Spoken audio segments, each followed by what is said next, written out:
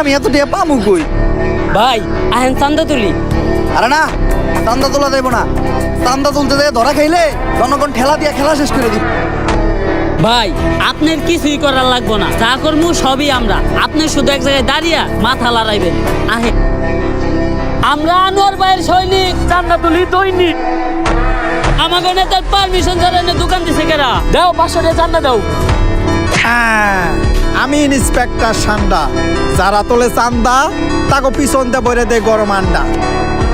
Information আছিল ওই এলাকায় কেরা জানি চান্দা তোলে, আজকা পাইছি তো গো।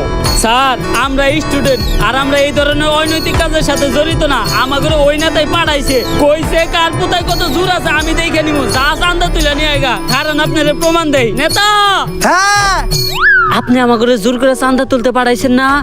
ওরা তো কইছিল যাই করবো খালি মাথা নাড়তে। ওই দেন স্যার, মাথা নাইলে হক হইছে।